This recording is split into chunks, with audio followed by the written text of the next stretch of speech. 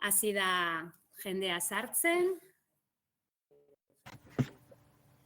Eta printzipioz, hizlari guztiak prest, eta, bueno, eskatuta zuten guztiak, baimena eskatuta zuten guztiei paso ematen diogunean, poliki-poliki, joango gara hasiera ematen, web mintegi honi. Batzuk ikusten ditut, txatean ja idazten eta agur mezuak idazten.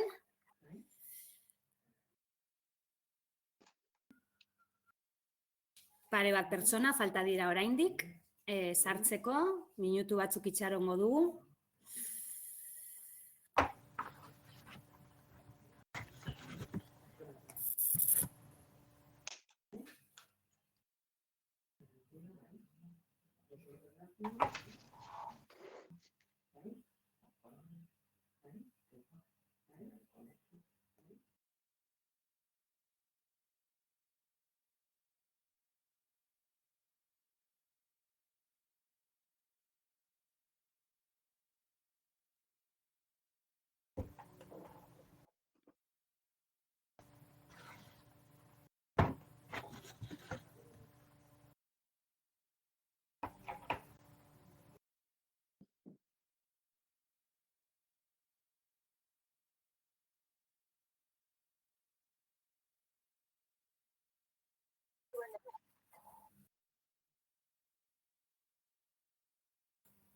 Beno,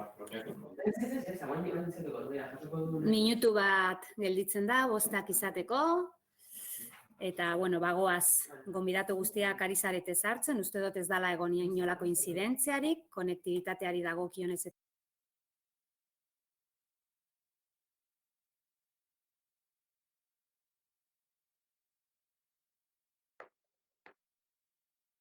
Vale? Bueno, printzipioz uste dut eta pantailan ikusten dudanagatik eskaera bideratutako guztiei eman diegula paso, momentu honetan 29 erabiltzaile daude, beraz, bueno, 5 izanik nik uste dut kepa eman diezaiokegula hasiera web mintegi honi, zurea da hitza. Bale, arratsaldeon, ongi etorri gaurko mintegira.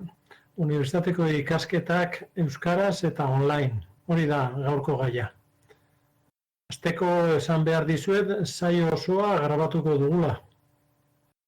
Eta egun oso pozik gaudela mintegi honek lortu duen erantzun arrakastatsuarekin.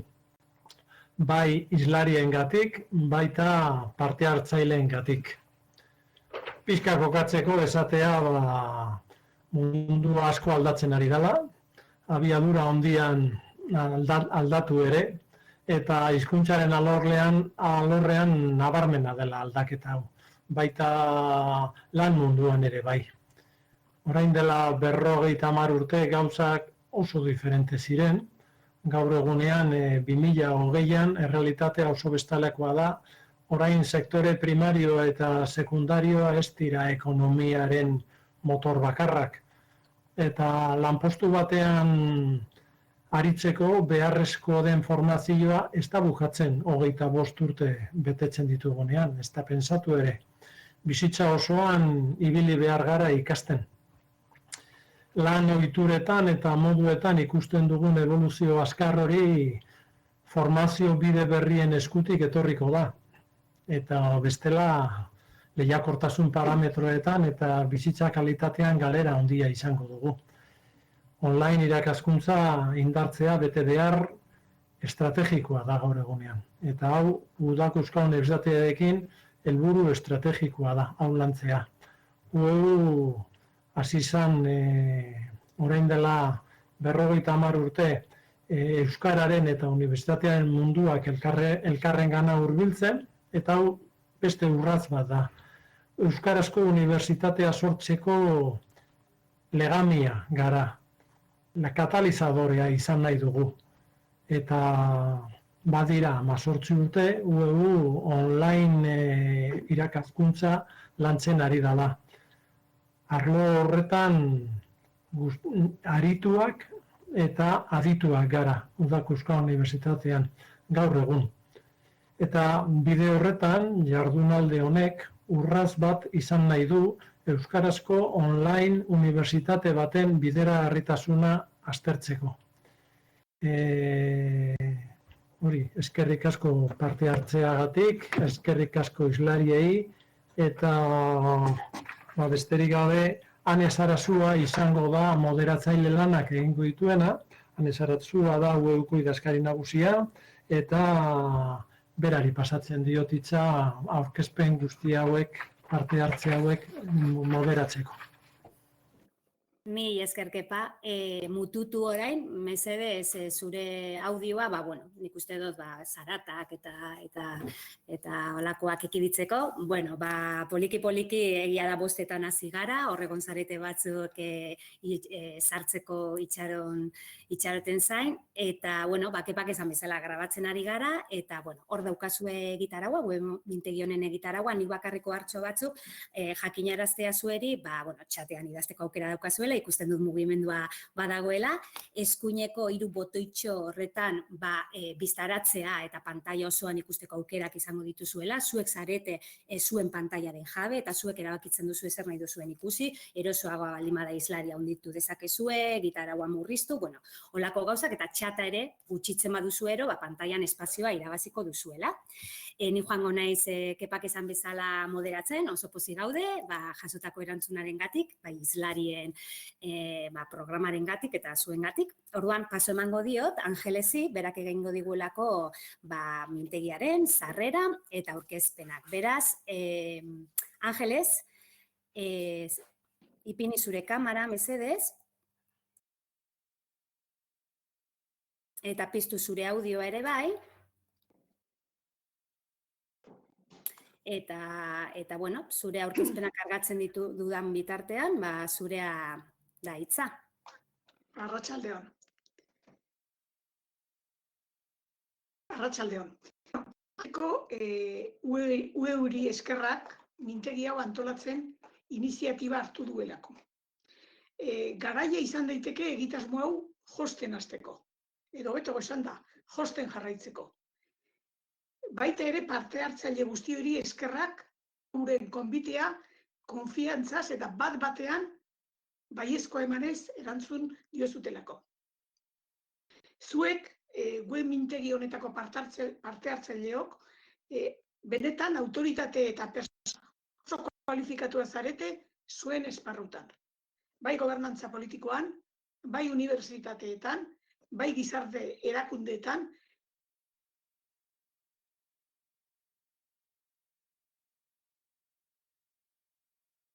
eta, egitasmo hau josterakoan oinarrizko printzipio batzuk. Bat, lankidetzan egin beharreko egitasmoa da, bestea, osagarritasuna da helburua, hutsuneak betetzea elkarrekin, eta beti ere ikuskera berritzailearekin. Egitasmoa gutxienez 4 lerrotan kokatzen dugu. Bat, digitalizazioarekin eta Europako gomendioekin bat egitearekin. Bigarrenik, ohikoak ez diren ikasleentzat euskerazko online unibertsitate mailako ikasketak eskaintzearekin. Proiektua berritzaile izan behar du, eta proiektuak, egitasmoak Euskal Herria egituratzen laguntzeko aukera ematen digu. Alde batetik, Araba, Bizkaia, Gipuzkoa, Nafarroa, Iparraldea eta diasporan ere pentsatzen ari garelako. Garaia benetan egokia izan daiteke, baina egitasmoa benetan konplexua da. Eta matematikan erabiltzen dugun notazio erabiliz, zenbaki konplexuak 2 zati dituzte, erreala eta imaginarioa. Eta proiektu honek ere errealismo asko beharko du, errealitatean kokatu beharko dugu, hankak lurrean izan beharko ditugu, baina horretaz gain imaginazioa asko. Eta aurrera.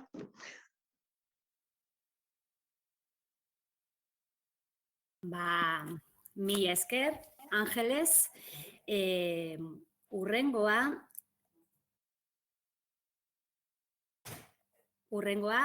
Carles Zigales da, UEUko errektore ordea, bera ez da hurbildu gaur gurera, baina bere bideo bat bidali digu, orain zuekin partekatuko dudana, eta, katalanez hitz egiten du, baina azpititulua jarri ditugu euskeraz, eta orain partekatuko dut zuekin. Hola, salutacions cordials des de Catalunya. En primer lloc, vull agrair a l'organització la invitació a participar en aquest webinar i particularment al professor Iñaki Alegria, amb qui hem tingut força contactes aquests darrers anys, per parlar, entre altres coses, de les universitats online, universitats com la UOC, que és la que jo us vinc a explicar aquí de manera sintètica i breu per donar-vos informacions sobre aspectes que em sembla que són centrals per entendre la universitat. La UOC va començar fa 25 anys, aquest any complint el 25è aniversari. De fet, és la primera universitat completament online del món. En aquella època no n'hi havia cap altra. I després de 25 anys, la UOC ha crescut moltíssim i s'ha implantat principalment a Catalunya, però també a l'estat espanyol i a molts altres països. Avui tenim 73.000 estudiants que estan actius a la universitat, 81.000 graduats i un equip de més de 5.000 professors entre professorat propi i professorat col·laborador. El perfil dels nostres estudiants és diferent dels estudiants de la presencial. La majoria d'ells treballa, un 93% de tots els estudiants, i més d'un 60% té més de 25 anys d'edat. Els nostres graduats, també d'acord amb el perfil dels estudiants, doncs la immensa majoria treballa, tenen ocupacions vinculades amb el que han estudiat en més d'un 60% i un 85% dels graduats tornarien a triar la UOC com a universitat per tornar-hi a estudiar. La implantació de la UOC a Catalunya ha estat clarament complementària del sistema universitari presencial. Nosaltres, quan vam començar, érem molt petits. Per exemple, a l'any 2000, el curs 2001, el sistema universitari sense la UOC tenia 179.000 estudiants i nosaltres en teníem 12.800. 10 anys més tard, el sistema universitari tenia, sense la UOC, 198.000 estudiants i nosaltres ja en teníem 44.700. I el curs 2018-2019, que és el darrer curs del que tenim dades contrastades, el sistema universitari sense la UOC havia arribat als 202.000 estudiants i nosaltres en teníem 56.800, dels quals 37.000 a Catalunya. Per tant, la UOC ha passat de ser un 6% del sistema universitari a l'any 2000 a ser un 21%, quasi un 22%, a l'any 2019, però de manera complementària. Per tant, el que ha fet la UOC, que és molt important, és ampliar la base d'estudiants que poden anar a la universitat. Des d'aquest punt de vista, l'impacte de la UOC a Catalunya en tots aquests anys es podria fer de manera una anàlisi molt àmplia, però jo destacaria 3 aspectes molt importants. El primer és aquesta formació al llarg de la vida de qualitat que la UOC ofereix a segments de la població que fins que la UOC no existia no podien anar a la universitat presencial. El segon diria que és la participació activa en el procés de digitalització de la societat catalana, tant formant directament amb competències digitals a tots els estudiants que hi han passat, com col·laborant en el sector educatiu, amb el sector salut, amb sectors empresarials, perquè aquesta digitalització s'escampi arreu del teixit productiu i de la societat catalana. I finalment, també vull destacar que la UOC ha estat clau en la preservació de la llengua catalana a la universitat, més enllà de les fronteres de Catalunya, atès que la UOC fa formació universitària en català, però a Catalunya, però també té molts estudiants al País Valencià, molts estudiants a les Illes i altres estudiants escampats en més de 130 països arreu del món. Com ha treballat la UOC amb el sistema universitari? Bàsicament, hem tingut, jo crec, 2 elements clau de col·laboració. El primer és aquesta formació de professorat del sistema que ha participat com a col·laborador a la UOC i que, col·laborant amb la UOC, ha après a fer docència digital. El segon és que hem col·laborat i estem col·laborant en el sistema fent programes conjunts, tant de grau com de màster, que ajuden les universitats a la transformació digital i a ampliar també la seva base d'estudiants. I finalment, clarament, com explicava abans, a mantenir aquesta funció complementària que fa que el conjunt del sistema sigui molt més fort i atengui a molta més població. Després de 25 anys i veient la possibilitat de posar en marxa universitats presencials en altres territoris, jo recomanaria almenys 3 coses importants. La primera és tenir en compte que una universitat no presencial té una estructura completament diferent, tant des del punt de vista acadèmic com des del punt de vista de l'organització, i s'ha de pensar i s'ha d'estructurar des del començament. La segona és que els consorcis entre universitats, si no hi ha aquesta organització prèvia i un nucli que treballi, no acostumen a funcionar. I la tercera i última i molt important, si es fa formació online, s'ha de fer una aposta decidida per la qualitat. Sense qualitat, la formació online no funciona i, a més, rep moltes vegades el desprestigi d'algunes institucions que no han estat capaces d'aconseguir aquesta qualitat. Aquestes són les meves consideracions així de manera molt succinta sobre l'evolució de la UOC i de la formació online a Catalunya. Fins aquí res més, moltes gràcies, salutacions cordials.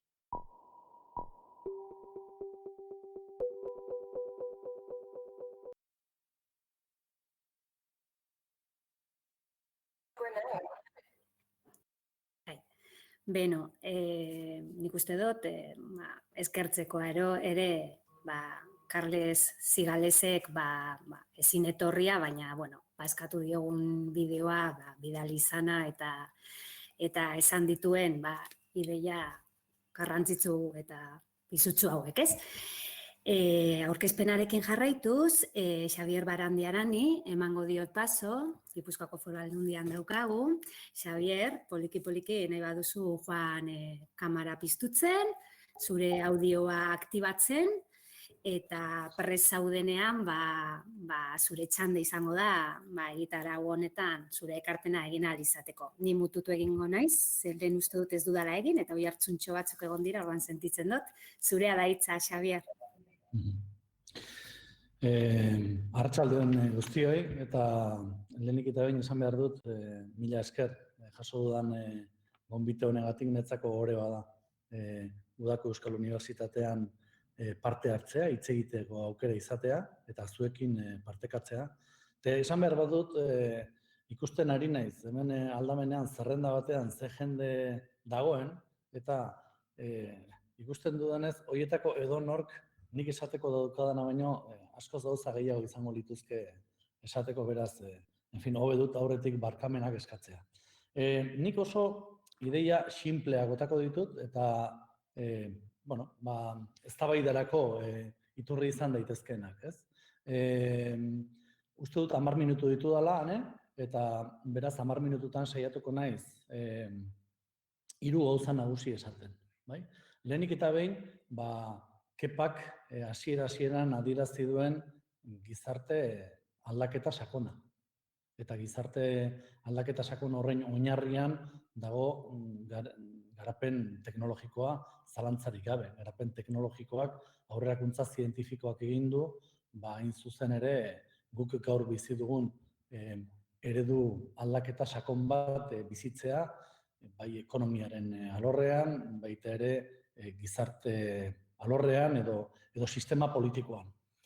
Eta hauetan gehien kezkatzen nauena, ez naiz gehien enrollatuko, gehien kezkatzen nauena da nola bizi irauten duen gurea bezalako herri txiki batek eta gurea bezalako hizkuntz komunitate txiki batek.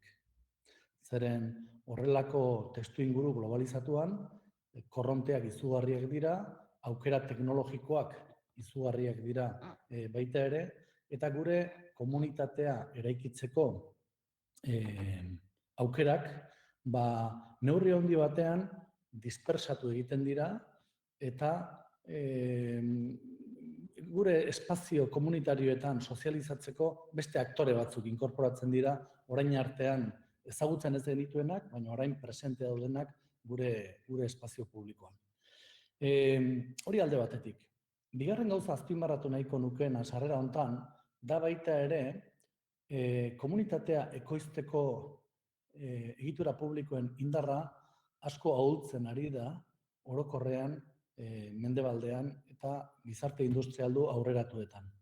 Eta beraz, gure imaginarioan pentsatzen balin bagenuen ere, egitura publikoetatik sor zitekeela, hain zuzen ere, gizarte errealitate berri bat ekoizteko aukera egitura horietatik, nik uste dut datozen eraldaketak eta munduak hartu duen norabideak erakusten duela esperantza hori gehiagizko esperantza badela, horrek ez du esan nahi egitura publikoak ez duenik noski garrantzirik, baina gaur herri bat ekoizteko guneak pluralizatu egin dira.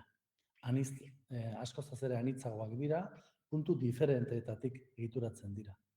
Eta zer nolako etorkizuna du, beraz, gu bezalako herri txiki batean eta gure bezalako hizkuntza batek horrelako korronte handi horien aurrean. Zalantzarik gabe, egokitze lan bat egitea besterik ez zaigu gelditzen. Eta niretzat inportantea da, oraindik ere, erreibindikatzea, euskeraz pentsatzea garrantzitsua dela. Urte luzeetan, pentsatu dugu, gure inguruko sistemen hibridazioen bitartez, gure hizkuntzak konpatible egin behar zuela beste hizkuntza batzuekin. Eta hori egia da, hein handi batean, baina nik gure herrian ezberdintasun nabarmen bat ikusten dut, euskeraz pentsatzen duten eta euskeraz pentsatzen ez dutenen artean. Eta askotan, ideologiaz gain, alderdi politikoez gain, beste hainbat gauzaz gain, marra bereizgarri garbi bat ikusten dut, euskeraz pentsatzen eta euskeraz bizi den jendearen artean, eta gazteleraz eta beste hizkuntza batzuetan bizi den jendearen artean. Horregatik uste dut, euskerazko komunitatea indartzea funtsezkoa eta beharrezkoa dela, hain zuzen ere, etorkizuneko komunitate bat eraiki nahi balin badugu, eta herria ekoizten, produzitzen jarraitu nahi balin badugu, komunitate hortik egiten ez balin bada, komunitate horteatik egituratzen ez balin bada, benetan beste zerbait izango delako. Honekin ez dut esan nahi noski, euskal hiztunak ez diren komunitatea kontutan hartu behar ez denik, gehiengoa dira gainera. Baina benetan garrantzia eman beharko genioke euskeratik eta euskeraz herria eta pentsamentua sortzeari. Eta hori, azkenengo urteetan, uste dut gure herrian, kontzeptualki nabarmen atzera pauso batzuk eman ditugula. Nahiz eta aurrerakuntza handia genituen, unibertsitateak baditugu gure herrian, baino euskeraz eta euskeraz lantzearen logika horrei ez diogu alde batetik horren besterainoko garrantziarik eman eta korronte nagusietan arrastratzen utzi gara. Eta hemen sartu nahiko nuke gaurko ideia nire ustez importanteena. Eta da, niretzako bizi dugun testu inguruan ez balin baditugu gure herrian, bai gizarte zibil antolatuan, eta bai erakunde publikoetatik haratago dauden ekimenetan, baita erakunde publikoetan ere, baina baita ere gizarte zibilaren indarrarekin, ez balin baditugu euskerazko komunitateak ekoizteko bideak egiten, sekulako arriskuak hartzen ari gara gure herri etorkizunari dagokionean. Eta zentzu horretan, esan nahi dut, globalizazioak arriskuak dituen bezala, globalizazioak baita ere aukerak ematen dizkiola gure herriari. Eta aukera horietako bada, hain zuzen ere, teknologia digitalaren bitartez garatu daitekeen espazio bat. Herri batek aurrera egiteko gauza asko behar ditu. Lehenengo jan egin behar du. Herri batek aurrera egiteko kirola egin behar du. Herri batek aurrera egiteko artea behar du. Herri batek aurrera egiteko lana egin behar du, zalantzarik gabe. Herri batek aurrera egiteko kohesio maila bat behar du. Baina herri batek aurrera egiteko pentsamentua behar du. Eta pentsamentu independientea behar du. Eta pentsamentu kritikoa behar du. Eta pentsamentu propioa behar du. Ez besteen mendeko den pentsamentu bat ez besteek baldintzatuta dagoen pentsamendu bat, eta ez indar dominanteetara errazten den pentsamentu bat. Eta pentsamentu hori ez badugu geuk sortzen, ez baldin badugu geuk lantzen geuretik, azkenean besteen mendeko ibiliko gara, naiz eta gero estetikoki adierazpen asko egiten ditugu. Nire ustez, digitalizazioak aukera bat eskaintzen dio unibertsitateari, hain zuzen ere, orain artean iritsi ez den esparru batzuetara iristeko. Zergaitik, uste dudalako onlinego unibertsitate batek badituela 4 bentaja klabeak direnak, nire iritziz, komunitate bat eta euskerazko komunitate txiki bat indartzeko. Lehenik eta behin, sekulako flexibilitatea ematen dio, sekulako malgutasuna ematen dio ikasleen komunitateari online unibertsitateak. Eta gaur egun bizi dugun abiadurako bizimodura egokitzen den eta eraldatutako errealitate horretara egokitzen den abantaila asko ditu, zalantzarik gabe, online unibertsitateak. Hori alde batetik. Bigarrenik, aukera askozaz handiagoak eskaintzen ditu unibertsitate klasikoek baino, munduan sortzen diren ezagutza esparruekin lotzeko. Eta hori digitalizazioari esker aukera ematen da. Hirugarrenik, nik uste dut, etorkizuneko unibertsitatea eraikitzeko online unibertsitateak sekulako aukerak ematen dizkiola gure herriari. Zergaitik uste dut hau? Guk gaur ezagutzen dugun unibertsitate produkto klasiko bat da. Aulan, gelan ematen dena, ezagutza klasikoaren transmisioan oinarrituta dagoena, eta oraindik ez dugu asmatu, ezagutzaren transmisioetik beste errealitate batzuk eraikitzera. Eta ahalegin bat egiten ari gara, baina oraindik ez dugu asmatu. Ziur nago, etorkizunean, unibertsitatea eta ezagutzaren sorrera gune ezberdinen ekoizpena izango dela. Hibridazio handi baten ondorio izango dela. Bai, askotan, munduan barrena dauden pertsonak, munduan barrena dauden erakundeak, gune ezberdinak, eta artekotza hori, harreman hori, online bitartez egituratzea, uste dut askozaz ere, posible egiten duela bintzet euskerazko komunitatean. Eta azkenik, uste dut, importantea dela, baita ere, benetan euskerazko komunitate bat sortzea. Horrek ez du esan nahi gure herrian dauden komunitateak bakarrik euskerazkoak izan behar dutenik, baina behar dugu gune bat posible egin euskeraz bizitzeko. Ez baldin baditugu euskeraz bizitzeko guneak egiten, gureak egin du. Hizkuntzari gabe herri batek ez du etorkizunik. Beste zerbait izango da, eta behar bada interesgarria, baina hizkuntzari gabe ez dago herririk. Eta herri batek esparruak behar ditu bizitzeko. Eta online unibertsitatea izan daiteke, uste dut, esparru hori. Eta bukatzeko, uste dut, lehenengo aipatu dut gizarte eraldaketa, beste alde batetik niretzako zer garrantzi duen pentsamenduaren ikuspuntutik herri batek bere pentsamentua sortzea eta beraz online unibertsitateak emango lizkiguken aukerak, eta bukatzeko esan nahi dut unibertsitate horrek, online unibertsitate horrek agenda politiko berriari heldu behar dio. Alegia, munduak gaur bizi dituen eta mahai gainean jartzen diguen agendari heldu behar dio, ez edo zer gauzari. Eta agenda hortan gure herriak lortzen baldin badu agenda horri erantzutea, orduan askozaz ere aukera gehiago izango ditugu. Ziurrenik gauza oso evidenteak esan ditut, barkatu, baina oso pozik nago hemen eta baina oso gustora entzungo zaituztet zuek denak. Mi esker, Xabier, ez dakit oso evidenteak dira, baina gustora entzun zaitugu, placer bat izan da, mantso hitz egin, ideia garbiak, pentsamendu kritikoa, komunitatea, benetan plazerra. Angelesek sarrera egin digu, kokatu egin du nolabait mintegia, Carlesek goketik ez da, 25 urteko esperientzian aurrea hartu dut eta, ekarpen hori egin digu gaurkoan. Xabierrek eraldaketa digitalean kokatu gaitu. eta komunitatean eta hizkuntzan eta abar. Eta, bueno, batzuk arazoak izan duzue, txata egon da hor, bueno, geratu gabe, Xabierre entzutzeko zailtasunak zenituztela.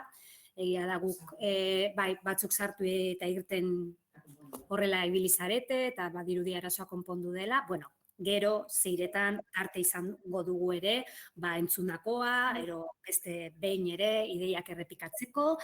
Eta, bueno, esandakoa jarraituko dugu. Juanjo Alvarezi emango diot hitza.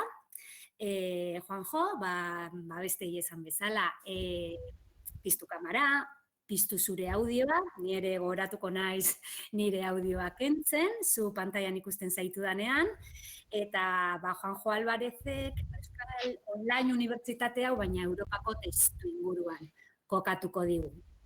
Juanjo, hor zauz? Bai. Ni isilduko naiz, eta orain protagonista zuzara. Eskerrik asko, Juanjo. Bai, mila esker, arratsalde on guztioi eta baita nire aldetikan lehenik eta behin eskerak eman nahi dizkizuet zuei antolatzaileei, bereziki Ane, Iñaki, Alegria, noski Kepa eta Angel Zituetari.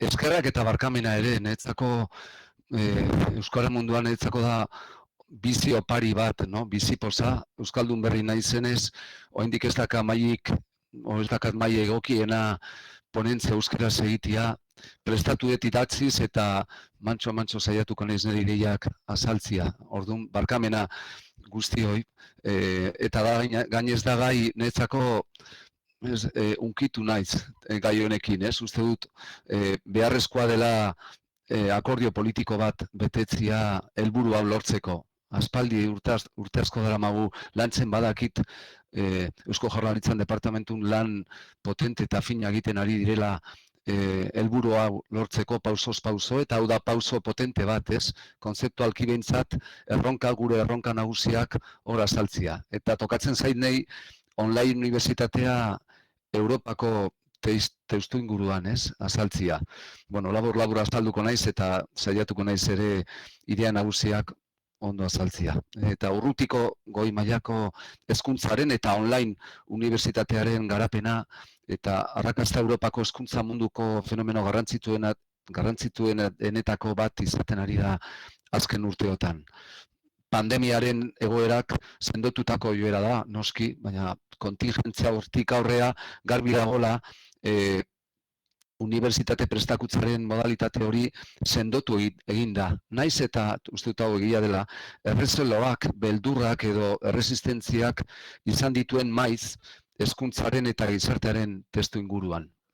Europar dimenzionetan, aipatzekoa da Maastrichteko tratatuan, 1992an, pentsa zenbat urte pasadia, adierazi zen hezkuntzaren arloan Europar Batasunaren lehentasunezko ekintzetako bat urrutiko unibertsitatearen eta online unibertsitatearen garapena sustatzea zela, eta helburu horien artean hasieratik azpimarratu zen beharrezkoa zela irizpide bat indartzea.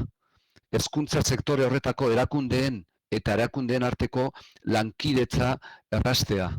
Uste dut hor ideia nagusia dela, ez? Sistema horrek garbi dagoela eta Europa mailan ere ateak irekitzen dizkie sareko ikaskuntza espazioei, distantziak murrizten eta ezagutza handitzen baitute, ez? Eta gaur egun Europan ematen den prestakuntzaren ia 24% online prestakuntza da. Hori da beste datu interesgarria. Ikasketen arabera, ikasleen 69%ak online prestakuntzaren abantaila nagusia da, prestakuntza lanean ari den bitartean egiteko aukera ematen duela, eta bigarren postuan joan etorriak saihesten dituela dago, ez? Ematen du errealitate berrian gaudela.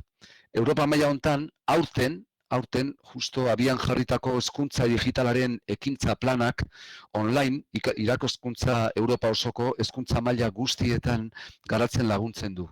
Eta Europako batzordeak Europako erantzun bateratu bat koordinatzen du koronabirusen pandemiarentzat. Hezkuntza digitalaren ekintza planak neurriak ekartzen ditu Europar Batasunerako eskatukirei aro digitaleko hezkuntzaren erronkei eta aukerei aurre egiten laguntzeko.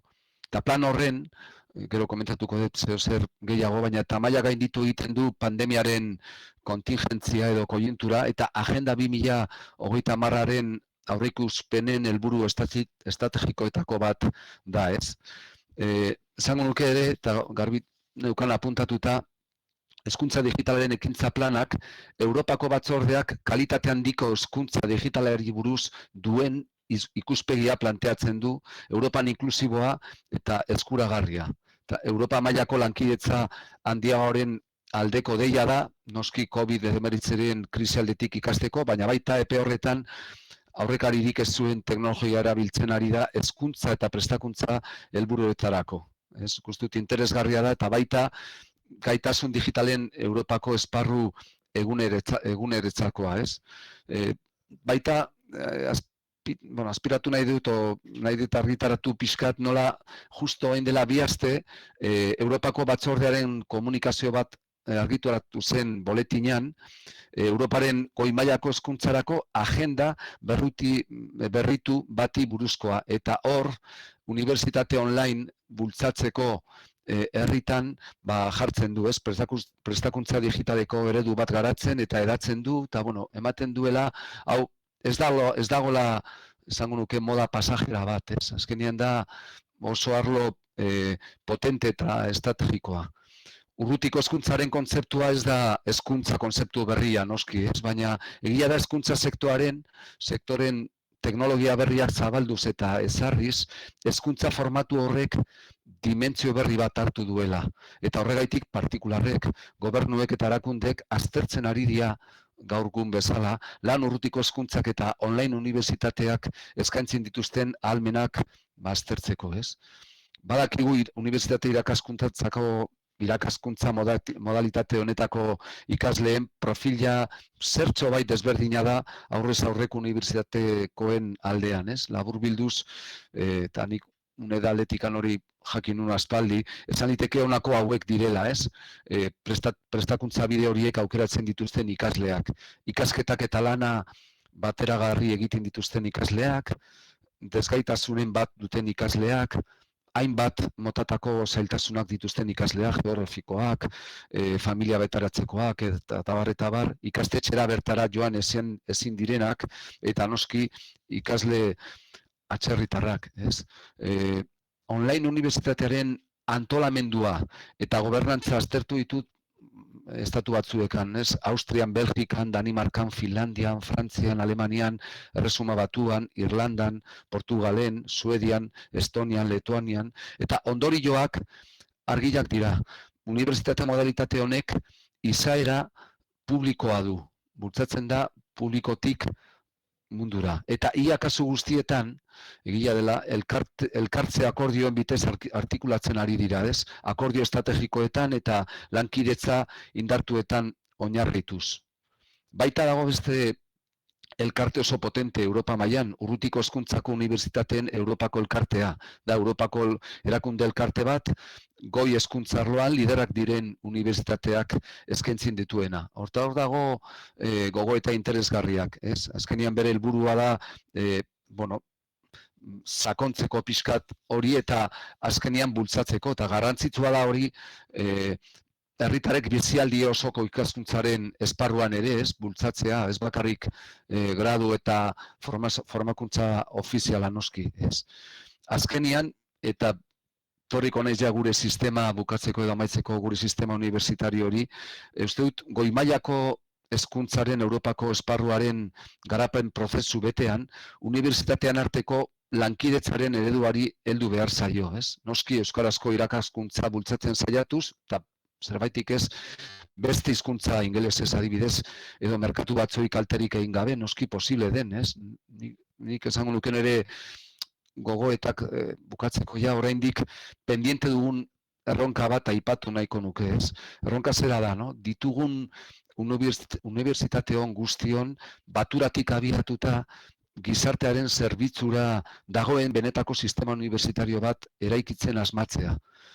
Egin aldezakegu gehiago, lortu alditzakegu emaitza hobeak auzolan unibertsitarioan arituz, egin aldezakegu lan elkarrekin aniztasunean, bilatu alditzakegu topaguneak irakaskuntzan eta ikerkuntzan, adostu ditzakegu proiektu estrategiko komunak unibertsitate bakoitzak bere honena eman dedan, eman behar aldiogu gure Euroeskualde honi dimentsio unibertsitarioa, lortu behar aldugu konurbazio unibertsitario hau benetako sistema unibertsitario bihurtzea. Gaur egun mundu guztiak du teknologia, baina hezkuntza eredu propioa izatea falta dugu. Baldago elkarlanerako tokirik Euskal Herriko Unibertsitate arlo atomizatu honetan. Elkartzen gaitu euskaraz, elkartzen gaitu gure eredu unibertsitarioa hobetu nahiak, elkartzen gaitu unibertsitate hauek denak osatzen dugun giza multzoak, eta elkartzen gaitu gizartearen zerbitzuan aritzeko gogoak, ez? Hala izan dadila eta, bueno, hori zen nire gogoetak edo nire iritzia. Eskerrik asko denoi. Mi esker, Juanjo. Urduri zegoela esaten zenuen hasieran, eta barkamenak eskatzen eta ez da ezer nabaritu eta bikaina zure ideiak. Nik uste dut hau ondo entzun dala, ez da egon inolako arazori, gogoratzen dizuet, nahi baduzu, Juanjo Jasuk, kendu dezakezu zure kamera, lasaiago egoteko, eta paso emango diot hurrengo hizlariari gogoratuz, txata, arazo tekniko ez gain, entzutzen ari zaretenan inguruko, ekarpenak eta egiteko ere erabil dezakezuela, gero ziretatik aurrera, hizlarien arteko eztabaida hori dinamizatu alizateko. Beraz, hurrengoa alizateke Jon Barrutia, Juan pizten zure kamera eta audioa mesedez, ni laster isilduko naiz, zure aurkezpena igotzen dudan bitartean.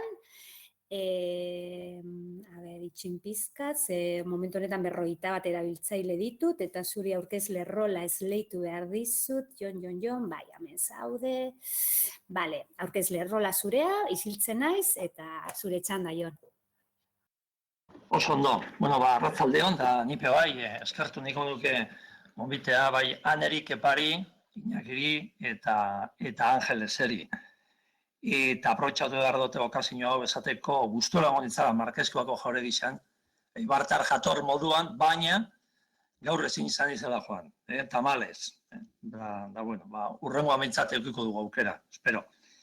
Ni bat nator esandako nire aurretikean berbein daben izlariek esan dabenarekin eta niko nuke gainera pixkat osagarri izatea nire azalpen txikia.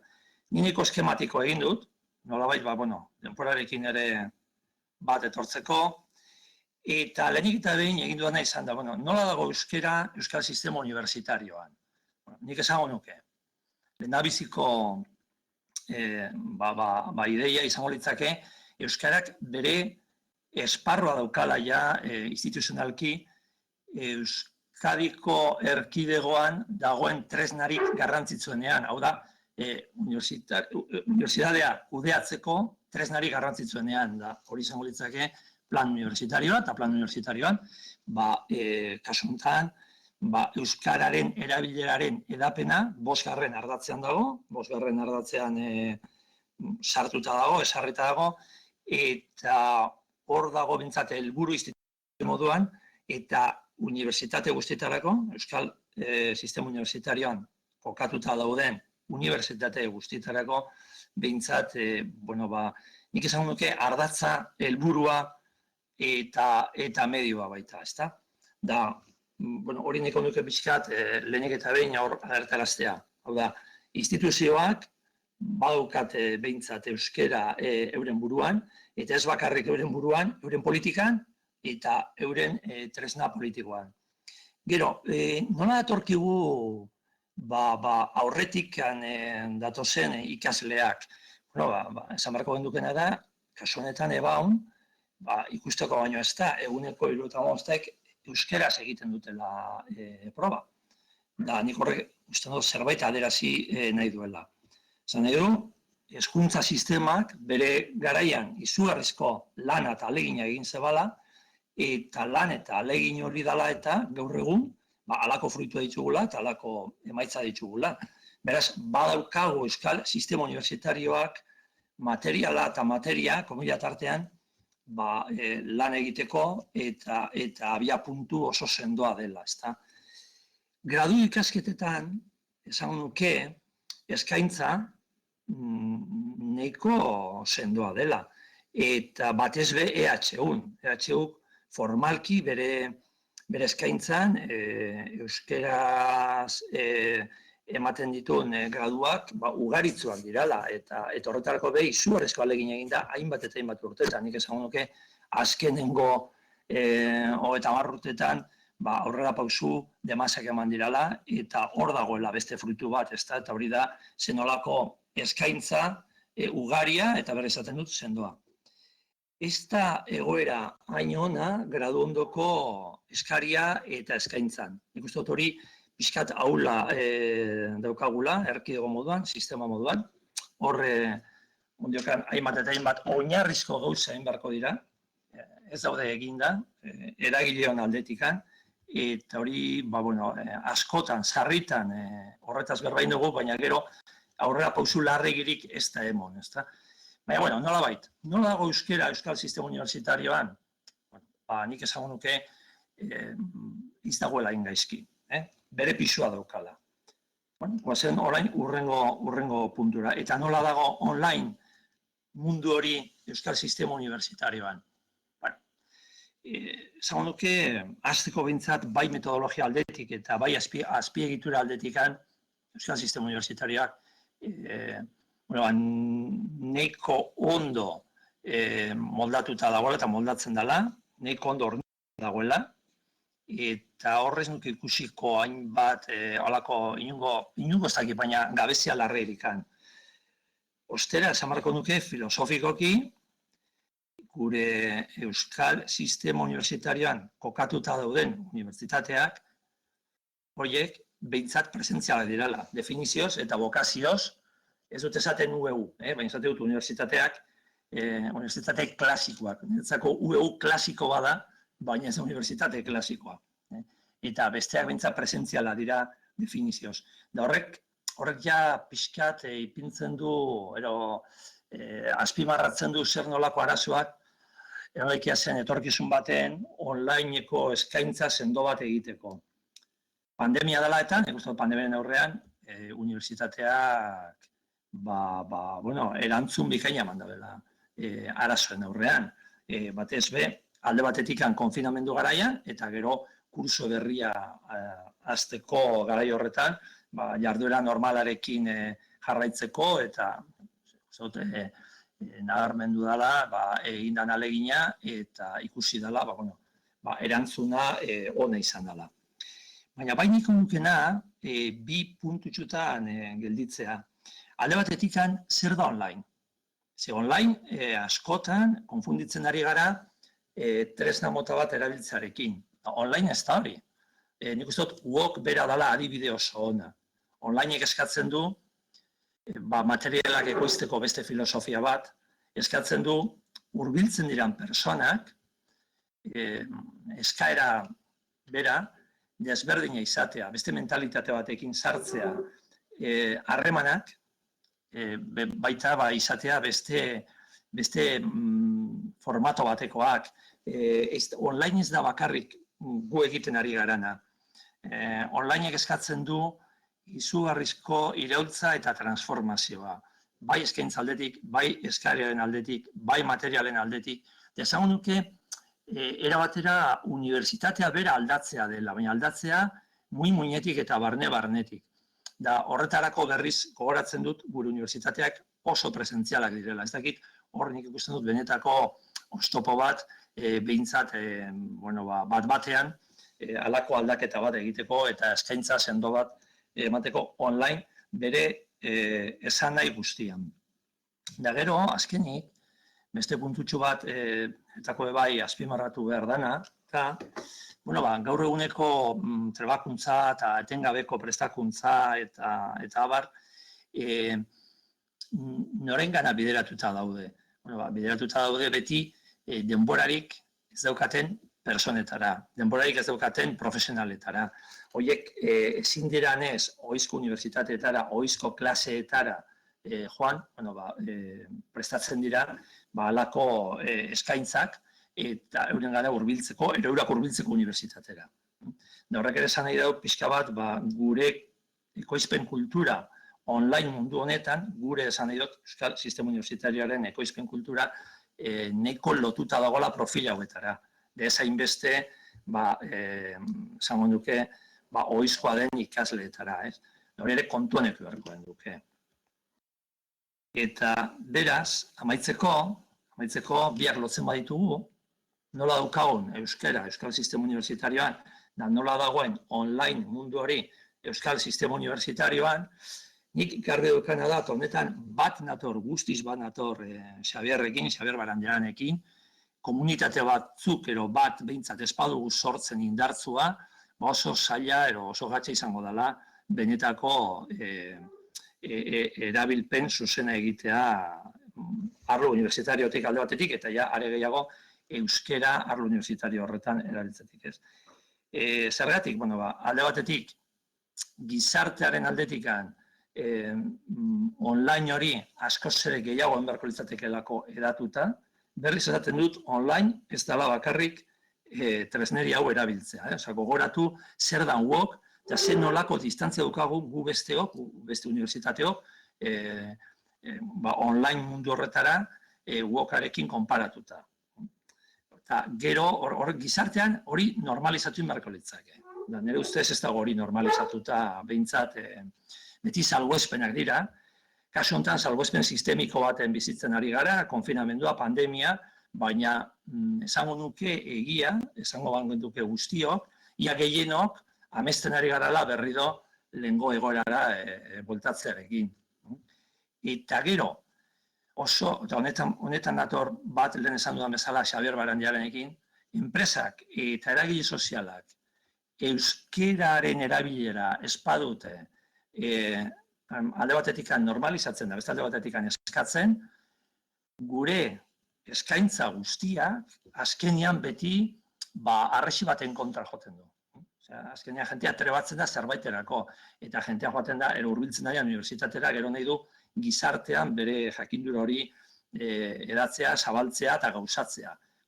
Gizartea berak espadio eskatzen, horrek egun ematen ekarriko du bere ikara euskararen erabilpenari unibertsitate barruan baita. Beraz, nik uste dut hau oso garrantzitsua dela. Enpresak eta eragile sozialak euskara espada erabiltzen euren jarduera normalean, espada hori eskatzen gure titulatuari, espadiatu hori eskatzen, hor akatza handi badagoela. Eta gero, azkenikan, benetan sinisten badugu, onlinearen, esango genduke, aukera hauetan, garbi daukago, ofizialtasuna beharko gendukela, onlineko titulazioetarako, da hori ere ez dago hain argi gaur egun. Onlineko ofizialtasun hori neko zalantzan ipintzen da, berriz bueltatzen naiz, WOC-eko eskaintza izan ezik.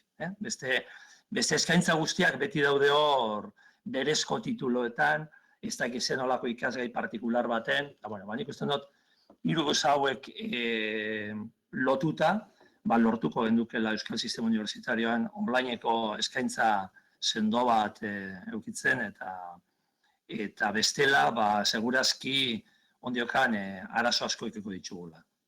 Mila esker. Eskerrik asko zuri, Jon. Oso ideia interesgarriak, berriz ere.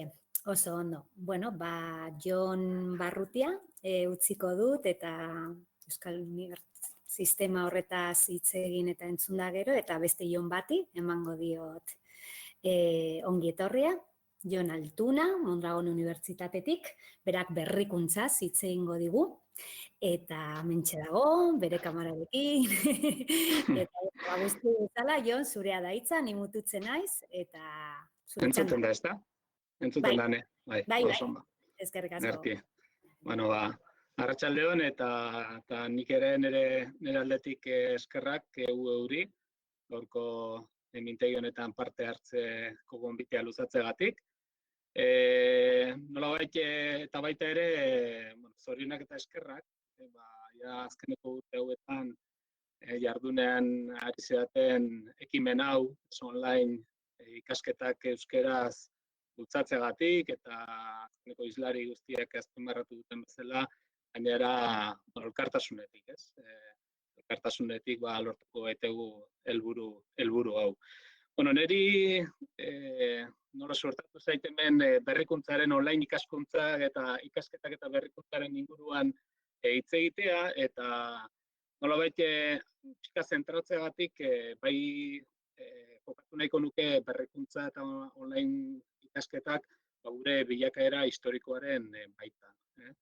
Eta pixkatxo bat kontekstuan jartzeagatik, aipatu Mondragon Unibertsitatean online ikasketeko lehenengo esperientziak webin sortu ziela, Humanitate eta Hezkuntza Zientzien Fakultatean, 2000. Urtean, ja dagoeneko online modalitatean psikopedagogiako lizentziatura eskaini zenean.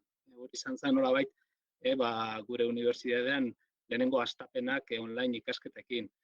Gerora, modalitate horrek, erdi presentzial formatuan, eman zuen 2012 eta 2013 ikasturtean pauso esanguratsu bat, hain zuzen ere aurrezkuntza eta lehen hezkuntzako graduak modalitate erdi presentzialean egiaztatu eta eskaintzen hasten ziren eskaintzia momentutik, eta gradu horiek, nolabait izan ziren lehenengo graduak baita euskeraz eta modalitate erdi presentzialean abian ipinizienak, 2015-2016 ikasturtean akreditatuak izan ziren, Unibask Kalitate Agentziaren aldetik, eta azpimarratzekoa da baita ere, Kalitate Agentziak garai hartan, titulazio hauek akreditatu zituztenean, nola positiboki baloratu izan du zituen, titulazioa bera eguneratzeko interesa, bertatik sortu ziren egokitzapen ikastaroak, eta irakasteko modalitate erdi presentziala bera ere.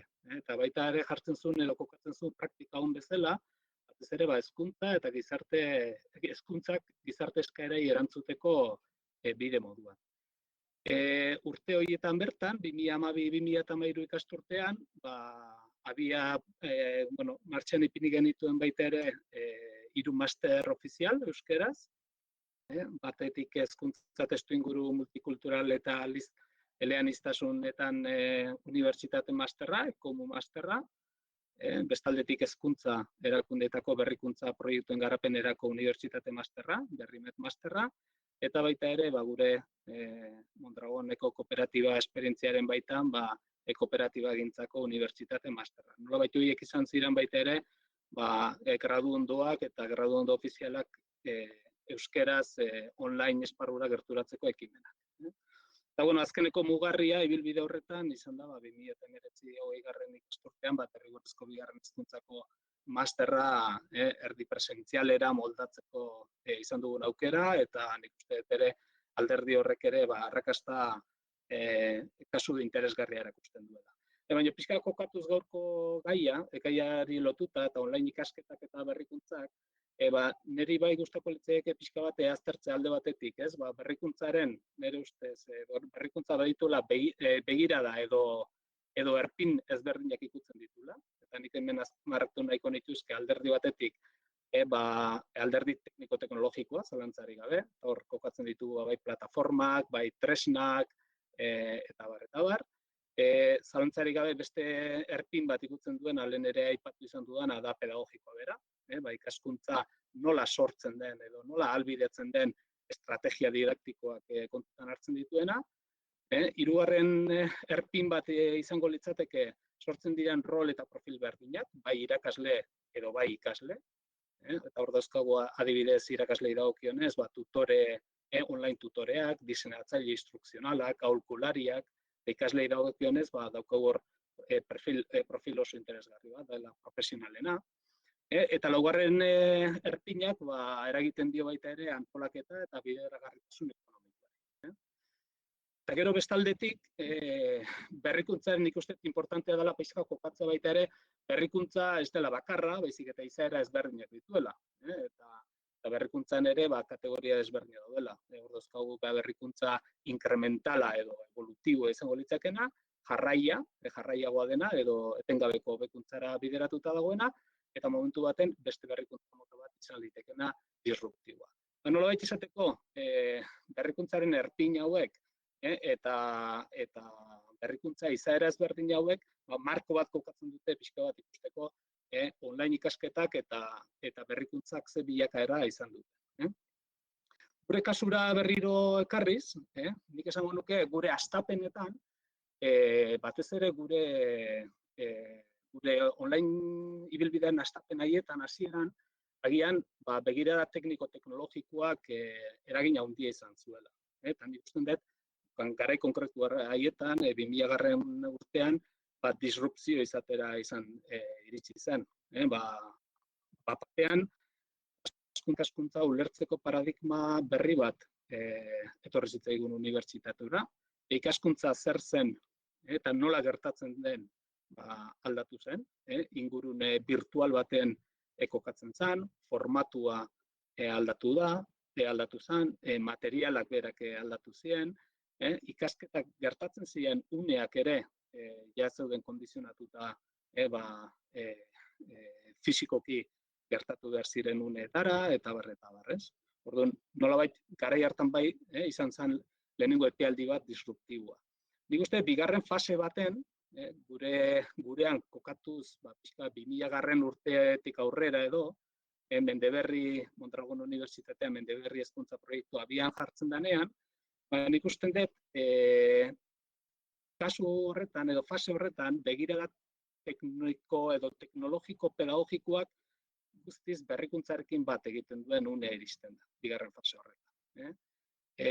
Momentu ere izan zen unibertsitatean Moodle plataforma sartzen den unea, Boloniak ekarri zituen kompetentzien oinarritutako ereduaren garapena bera, eta zeharkako kompetentzia lanketa, talde lanak, eta abar, eta horrek berak suposatu zuen online ereduaren, hastapenetako online eredu horren, nolabait, berrikuntza evolutibo bat. Zalantzarik gabe, hasieran aipatu den bezala, berrikuntza evolutibo horretan, 2012an, 2 gradu guztiz online hasi, esentzialera bihurtu zirenak, euskeraz eskaintzeko nolabait pauso hori ematea bera, berrikuntza nabaria izan zen. Graduak hasiera baten 18 urteetako ikaslegoari zuzenduta zaudelarik, eta batean profesionalak gradu bat ikasteko aukera horri gure unibertsitatean behintzat bide mantziolako, eta hortik bizialdi osorako ikaskuntza paradigma berri bat sortzen zitzaigun. Horrekin lotuta ere, baita ere, gradura ekokitzapen ikastaro erdi presentzialak sekulako arrakasta izan zuten eta jarraitzen dute izaten, eta nola ez lehen aipatu den bezala unibertsitateen masterren garapenak. Batean baita ere, beste eremu geografiko batzuetara baita ere gerturatu gintuela. Orduan, pizkat hori gure kontekstuan kokatzeko. Oro har, unibertsitate munduan, berrikuntza bitarte horretan berrikuntza eredu jarraiak gertatu dira. Garapen eta diseinu eredu berriak sortu dira online munduan, eta hor, zergatik ez esan, baita ere, hortik online eredu merkantilistak ere sortu direla. Eta baita ere, berrikuntza, ez dakit inkremental edo disruptibo horren baitan, sortu dira baita ere beste ekimen batzuk oso interesgarriak, direla MOOC-en kasuak, batez ere online ikaskuntza, modularizazioa eta irekitasunea pixkat lotu dituela. Pixkat gurera ekarriz, eta ja bukatzeko, guretzat, batez ere berrikuntza, kokatzen dugu online ereduak eta hezkuntza ereduak daukan konexioaren artean. Guk oso garbi daukagu, azkenen gure bereizgarrietako bat eta oso presente egon behar den gaietako bat dela, hori da. Gure online eredua eta hezkuntza ereduak momentu oro bat etorri behar dutela. Eta hortik dator, azkeneko hausnarketan 2014an, Mendeberri 2025 prozesua martxan jarri genuenean, argi ikusi genuen, agian fase berri baten aurrean gaudela. Fase berri baten aurrean, iruditzen zaigu, momentu honetan planteatzen dena sistema bera dela aldatzen ari dena. Eta ondorioz, agian berrikuntza eraldatzaile baten markoan gaudela. Nun kokatzen dugu guk berrikuntza paradigma berri hori? Batez ere, pertsonaren garapenean oinarritutako ikaskuntzan berriro. Eta 3 elementu dira, Mende Berri 2025 azpimarratzen dituena, bat da modularizazioa eta ebaluazioa, eta esango nuke modularizazioa ja online ikasketak hasieratik dakarren paradigma dela. Ebaluazio bera, nik uste dut beste kontekstu bat kokatzen zaigula, ez da bakarrik ebaluazio teknikoa edo ikaskuntzaren emaitzaren ebaluazioa, baizik eta pertsonaren garapenaren ebaluazioa, eta hortik datorren tutoretza eredu berria birmoldatu eta birpentsatu behar dugu, eta hor onlinea nola kokatzen den baita ere ikusi beharko dugu. Bestaldetik bigarren elementua da pertsonalizazioa eta disiplina artekotasuna, ikusten dut hemen digitalizazioak eta onlineak sekulako aukerak ematen dituela pertsonalizaziorako, eta hemen dator baita ere lehen aipatu dana. Gerozetan nekezagoa izango da ezberdintzea presentziala eta online.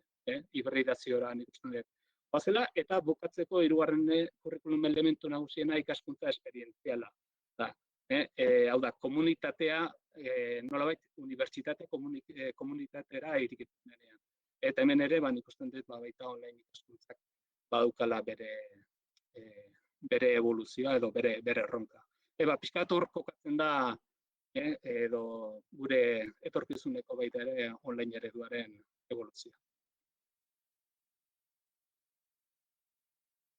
Eskerrik asko, Jon.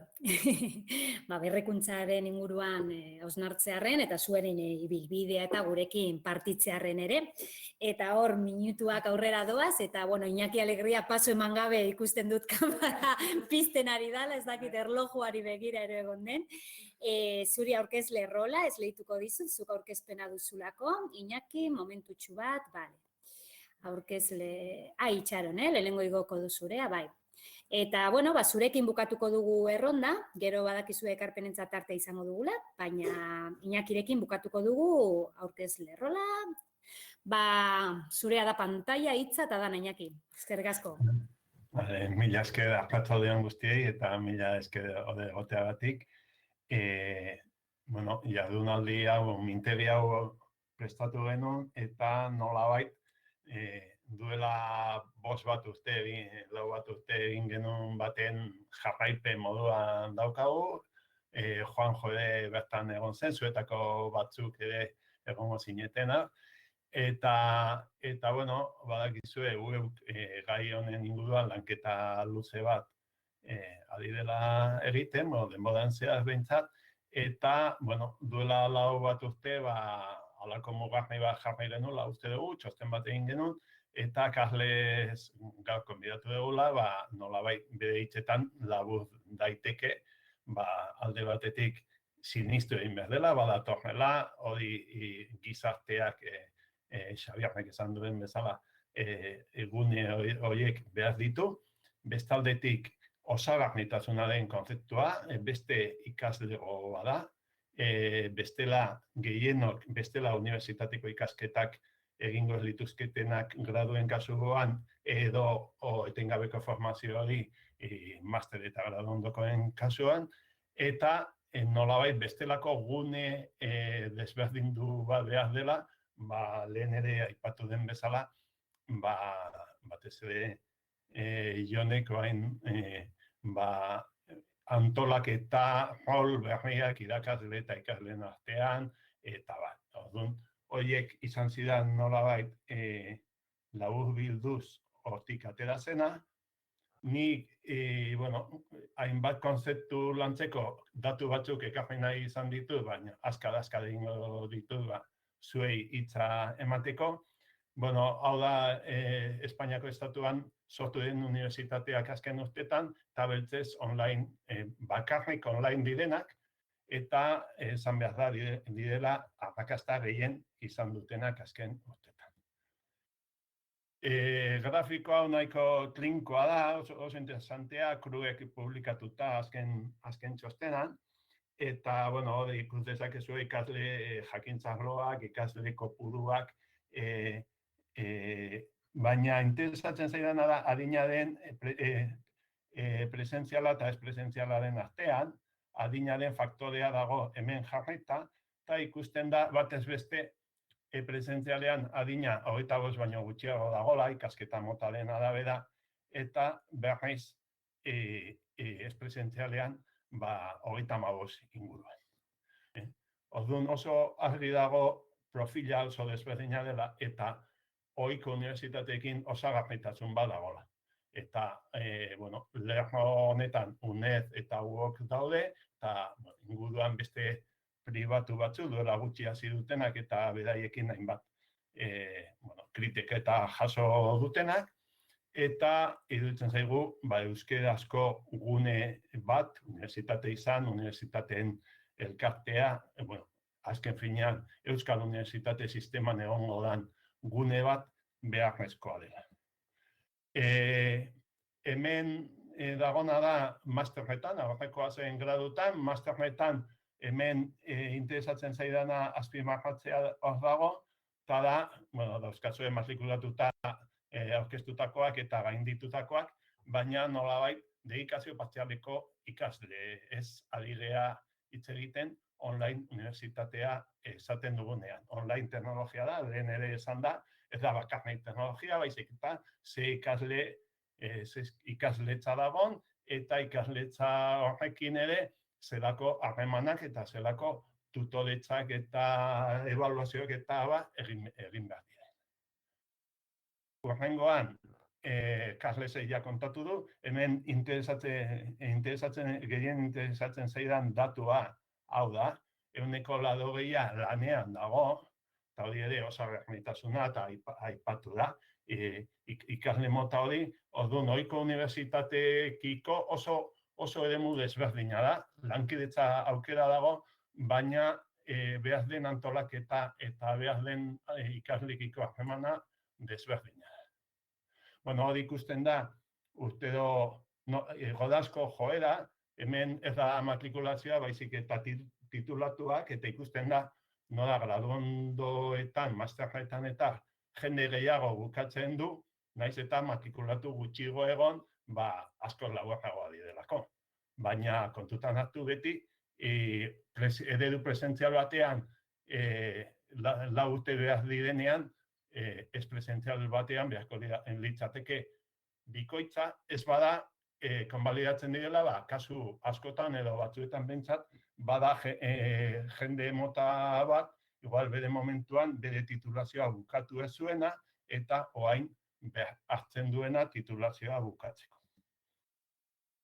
Duela 4 urte egin genuen txostena, eta jardunaldia, eta momentu hortan hasi ginen harreman batzuk egiten, eta UEUn, aurretik 2003tik adidea online metodologia lantzen, eta aurrerapenak egin ditugu. Ikastegi atxikia sortu dugu EHUdekin batera, irakasle, 120 ikasleia adidea online egiten master hori, berezko titulekin jarraitzen dugu, eta orduan esan dezakegu euskeraz online adidela hainbat jende ikasten, bereziki hezkuntza arloan, Mondragon Unibertsitatean ere ala Jonek ala azaldu du, eta egin behar dugun txosten beharrean, datu guzti horiek, Jon Zarate ere uste zaudela, datu batzuk ere bidali dizkit, eta egingo dugu horren guztiaren datu bilketa. Ondorioak aipatu dira, hemengo hizlarien artean, bukatu nahi dut azkar. Orduan, UEUn Bermeido hartu dugu gaia 2021 urteari begira, Angeles Iztuetak bere laguntza eskaini zigun eta berarekin batera adidea nolabait gaia mugitzen. Aurreko saioan saiatu ginen desente zentratzen titulazioetan eta horrela, baina igual azkarregi eta zehatzegi ari ginen, eta erabaki dugu nolabait zabaldu fokoa, lankidetza areagotu, edo lankidetzan gehiago sakondu, eta hori, egin nahi dugu Bermeido proiektua landu zuekin, proiektu Bermeido bat aurkeztu, eta uste dugu UEU eragile eta bilgune izan daitekela, eta orduan gure helburua izango litzake denon artean gune aintzindari bat sortzea eta hortarako txosten berri bat ari gea osatzen, mintegi honen ondorioek ere ondorioak gehituko ditugu txosten horretara, zuen iritzia eskatuko dugu inkesta baten bitartez, zuen lankidetza eskatuko dugu eta prest baldin bazaudete eta demora baduzue apuntatuko zarete nolabait egingo dugun txostenarekin eta hola egingo dugun agian beste mintegi baterako eta txostena osatzen dugunean erakundeetara joango gea, batez ere Jaurlaritzara eta EHU-ra, baina beste toki batzuetara ere, eta saiatu nahi dugu berriro, oraingo honetan lotzen dugun halako online unibertsitaterako gune bat. Eta hori izango litzake nire ekarpena.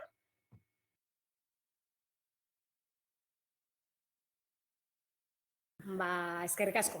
Iñaki, hor goia, 6:04 dira ja, eta erronda bukatu dugu, nire aurkezle rola berreskuratzen dut, eta orain Kepari pasako diot hitza, ekarpen eztabaida horretara paso emateko, bakarrik gogoratzen dizuet, chat bidez egon diren ideiez gain, zuen erabiltzailean klikatuz gero, ezarri egoera duzuela, eta ezarri egoera horretan badagoela eskua altxatzeko aukera, bai. Hitza eskatzeko, kasu horretan, gure teknika, arlo teknikotik, zueri hitza emango zaizu, dizuegu, ikusiko genuke nola dinamizatu, baina aukera hori ere baduzuela, Eta ez, Kepa, zure hitza. Bale, arratsaldean. Berriro, bai, nik uste dute nahiko adostasuna egon dela hainbat puntu aurkezterakoan, tartean Xabier Barandianek berak esaten zuen komunitate bat sortu behar dela, denon artean egin behar dugula, hori garbi dago. Eta hori superimportantea da, hori Lorek esaten zuen, azpimarratzen zuen Xabierren aurkezpenean, hori pensamentu independientea, kritikoa, propioa, euskaratik, euskaraz, hori lerro hori lortzeko, hemen puntu online unibertsitatea ekarpen handia izan daiteke, eta honela bakarrik izan gaitezke homologagarri. Esaten laburtzen zuen horre Lorek. Gero,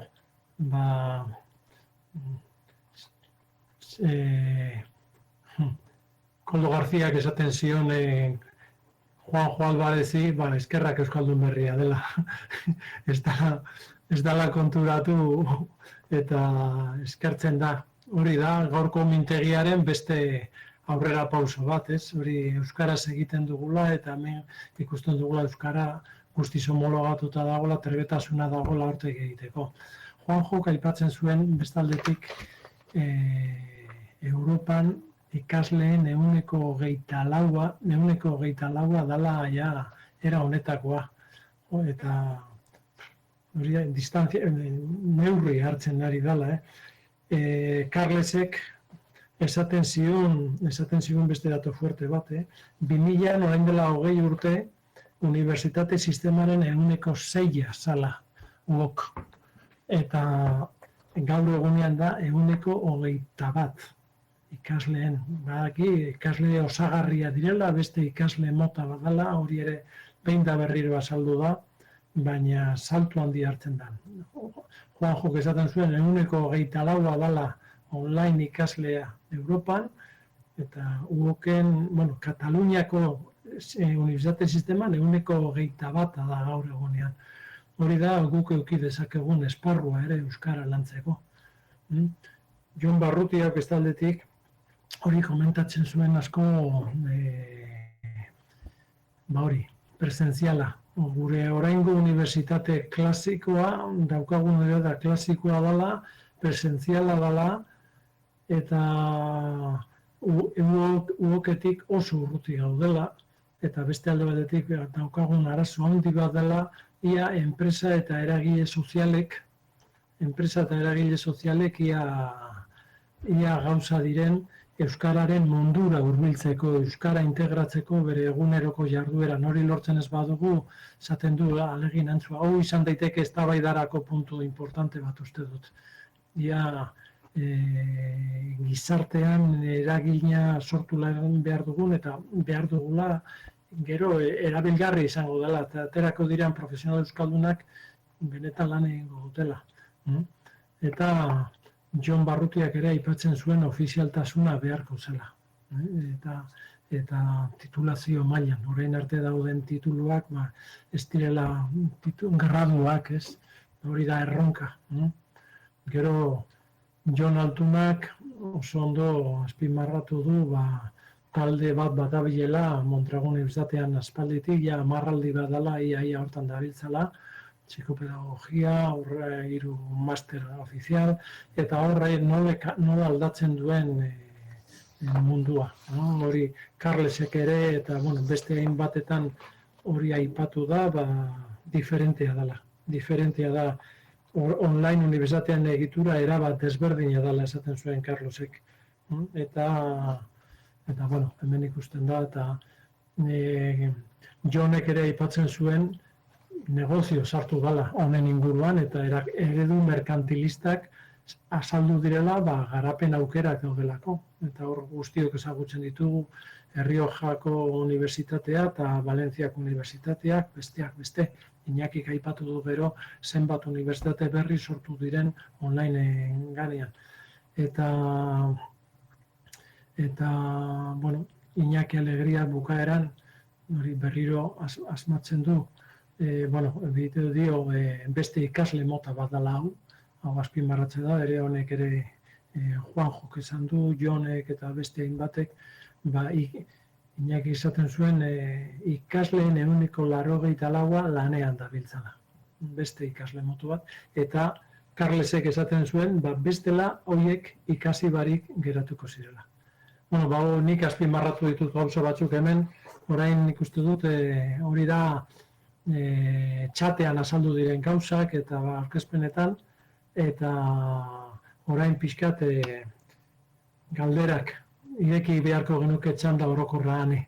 Hori da, esker laburpenaren gatik, Kepa, nik uste dut, esan bezala, txatean galdera zehatzak, botatzeko aukera duzue, zueren egoeran ere eskutxoarekin, zuen hitza eskatzeko aukera izango duzu, eta bitartean, pizkat hori zuen ekarpenak ero zuen galderei erantzuteko, izlari gonbidatu guztiei, momentua izan daiteke, berriz kamara piztutzeko, pizkat Kepa eta ni bakardadean egon gara hemen, baina nik uste dut, momentua dela, zuen kamarak piztutzeko, programaren parte izan zaretenok, bai kamara eta bai audioa, eta, gure entzuleen gatik egon daitezkeen, ekarpen, galdera, zerbait osatzea ikusiko balitz, niretzat asko aberasgarri eta politakoa litzateke guztiok bertaratzea, zuen aurpegiak ikustea, eta audioak eta kamarak aktibatzea. Esandakoa, txatearen bitartez egin ditzazkezue zuen ekarpenak, eta Angeles falta zaigu, amentxe dator Angeles, txikituko dut, egitaraua holan gure aurpegiako betu ikusiko dira, eta ez dakit jende animatzen den bitartean, Kepak egindako laburpenetik, ero zerbait gehitzerik daukazuen. Aitxo Astigarragak esaten du euskal komunitate hori gorpuzteko proposamen konkretuak behar direla, eta esaten du Iñakiri hildo horretatik joateko bai.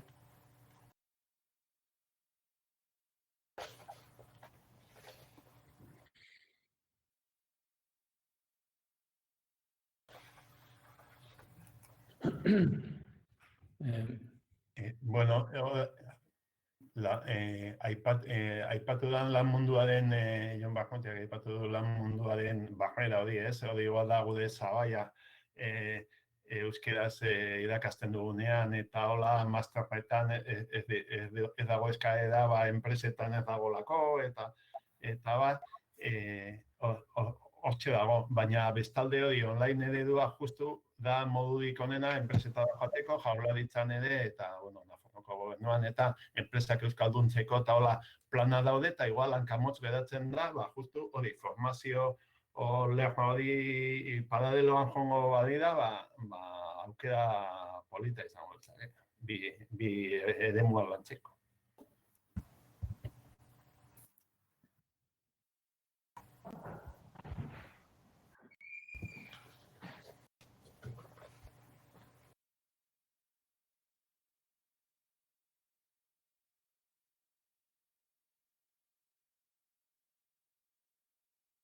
Bai, txatean Xabier Landabideak ere zerbait idazten du, asko gustatu zait, lehen Juanjo auzolan unibertsitarioaz esan duena, eta hortik agian galdera. Nondik ikusten dituzue online mailan ekitaldi ekimen interunibertsitarioak antolatzeko aukerak, kongresuak, graduondokoak, lifelong learning ikastaroak, argitalpenak, beste zerbait oraindik probatu ez duguna? Oso galdera hona da, importantena da hitzetik errealitatera bihurtzea, eta pasatzea. Eta uste dut, posible daukagula gure artean dana lortzean, atesan, importantena ze izango zen azkenian, titulo konpartitu bat ateratzea, hori posible da, legalki posible da. Eta daukagu, uok hasieran nola hasi zen, ni gogoratzen den erasinaturan nazioarteko zuzenbide pribatuan, Alegria Borrasen UB katedraduna, berari ordandu zioten diru bat bere propietate intelektual jartzeko katalanez, bere apuntiak katalanez, ez zeukalako irakarropiloak katalanez eta materiala prestatuta. Guk, Deusto Mondragon eta EHUko irakaslearekin erronka hori gaindituta daukau aspalditik. Eta gero tutoriak behar ditugu, martza emateko, eta hori baita gure komunitate unibertsitarioan badaukagu gauzak pertsonak hori egiteko. Eta orduan, esaten dan euskeraz eta zuzenbide gure hizkuntzan, quien puede lo más, puede lo menos, ez? Posible baldin bada hori lortzia, normalez, behitik gora jun beharko genuke, ez? Eta errezena da, kooperazio bat sortzen adibidez posgradotan, edo beste ikastarotan, baina posgradotan horrela hasi zen Universidad Internacional de Andalucía ere ez, baina beste pausoa ez dut eman. Eta niretzako importantena da izango zen, eta baita Euskal Herriko unibertsitate guztiekin, hor daukagu Bordeaux, eta lortzeko konurbazio unibertsitario bat, euskara mundu bultzatzen eta baita beste hizkuntzetan ere, ez? Baina nik uste dut posible dela, juridikoki posible da, azkenian zer da importantena, akordio politiko bat lortzia denon artean hori bultzatzeko.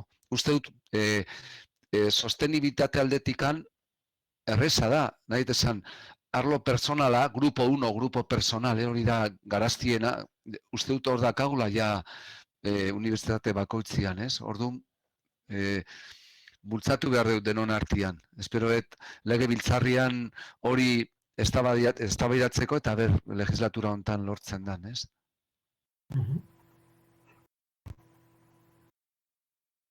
Bueno, eskerrik asko Xabier Landabideari bere galdera botatzearen txatean.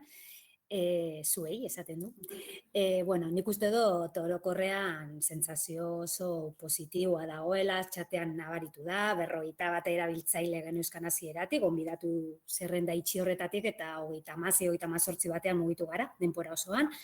Nik uste dut jendea dagoela orain ere irensten eta entzundakotik, eta bai wokeko bideoa zein egon diran ekarpen guztiak, ez? Ideia guzti horiek, ez dakit besteok zerbait duzuen esateko bazken ondorioetara eta pasa aurretik.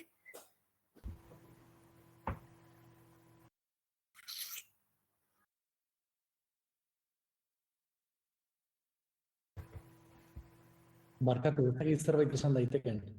Bai. Nik gauza bat esan nahi nuke. Ni bat nator, Juanjok esaten duen adostasun politikoarekin, uste dut oinarrizkoa dela. Nire iritzirako espazio politikoa, baina gizartean ere, euskararekiko atxikimentuaren kontzientziak bera egin du, nabarmen bera egin du. Naiz eta estetikoki ateratzen garen gero euskaraldieko txapa jarrita, baina Euskarak bere gizarte prestigioan eta bere gizarte adierazpidetzan indarra galdu du azkenengo urteetan, eta politikariok orokorrean kontzientzia maila txikia daukagu euskararekiko.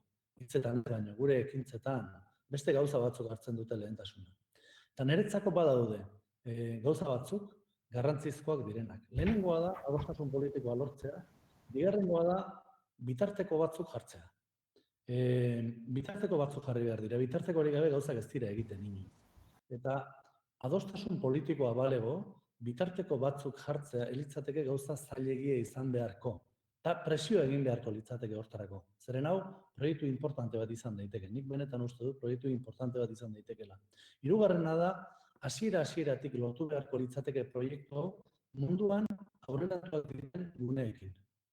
Hasieratik prestigiatzeko, bai hizkuntza eta baita ere unibertsitate hontan, online unibertsitate hontan egiten diren gauzak. Alegia, ez dedila bihurtu, nolabait ere, sarritan, Euskal Unibertsitatea eta antzeko ekimenak erraz identifikatu izan dira, nolabait ere militantzia, ez dut esango antisistemiko, baina nolabait ere bakardade izugarri batean jorratzen den militantzia batekin, ezta? Eta orduan, hortik erdigunera ekarri beharra dago, eraontako proiektu bat. Zeren, zeratik eskinatik ez dira egiten gauzak, erdigunera dago ekarri beharra. Eta erdigune hortan nolabait ere kokatu behar da. Eta horregatik uste dut, hemen gaur esan diren gauzak importanteak direla, eta edonork zehatu ditzazke, sinatu ditzazke. Orduan, baina gero, hemendik ateratzen garenean ez balin baditugu praktikan jartzen, arazoren bat badaukagu, ez praktikan jartzeko. Orduan, distantzia hori moztu egin behar da. Eta hitz egin behar da, eta proiektuak martxan jarri behar dira. Nik uste dut benetan aukera polita dagoela.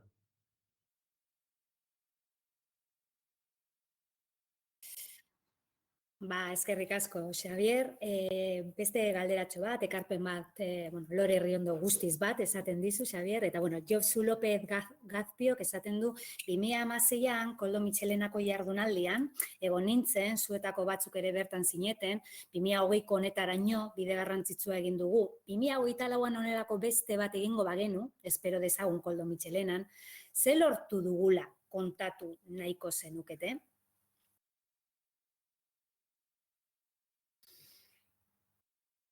Ia zein animatzen den.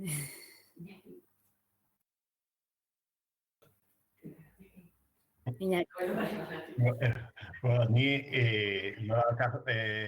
Ángeles Tabedo, Carles Kibotadua, ni kontatu du nahi nuke ugok txiki bat daukagula azte. Bai, Jon Barrutia barkatu, uste dut zerbait esatekotan egon zarala. Bai, nik oso apal eta oso xume, eskatuko nukena eta oso pozik gongo ditzake datorren urtean esaten, gure graduatuak, euskeraz graduatu diren, esango duke aukerak lan munduan sartzeko euskaldun moduan, pizkatxo bat handitu egin direla. Hori izango ditzake benetako albiste ona, eta benetan akordio politikoak bezain garrantzitsua.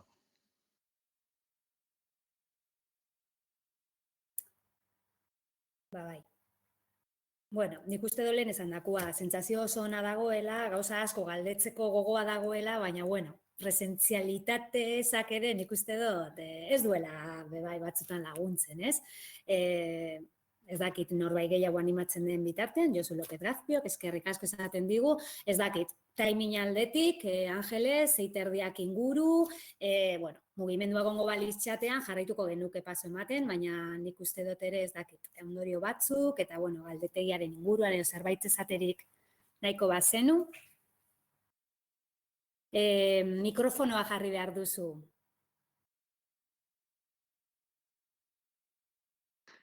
Nire deseoa ere hori da, urrungo urtean, datozen urtetan proiektu hau gauzatzea. Eta beretan Euskal Unibertsitate sisteman indarra dago. Eta ni benetan konfiantza daukat. Eta orain, bukatzeko prestatu dugu galdesorta txiki bat, 4-5 galdera bakarrik, parte hartu duzutenok benetan kualifikatuak zarete gai honetan, hemen parte hartzeko aukera hundirik ez da egon, eta mesedez, albalima da bilarko edo etzirak utzi gabe, bete galde sorta txiki hori, galdera gehienak irekia dira, eta gero ueuk hartuko ditu, eta denbora asko baino leno, emaitzak bueltatuko zaizkitzue, denon artean konpartitzeko. Eta aurrera jarraituko dugu. Oso ondo. Angelesek aipatzen duen esteka, txatera igortzen dizuet, alduzuenean, nahi duzuenean, betetzeko eta ueura bidaltzeko. Eta ez dakit, azken hitzak Keparenak izan beharko lirateke, berak, agurra hitzak esateko ez dakit Maitik, ero hizlarientatik zerbait gehitzelik nahi beharko bazenute.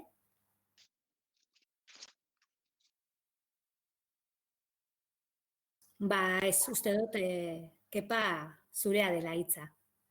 Bueno, orduan nik agurra esateko hartuko du Josu Lopez Gazpioren mezua, eta esango du, egin genuen 2006an, olako mintegi bat, egin dugu 2008an, ia 2024an berriro egiten dugun, baina kontatzeko zer egin dugun.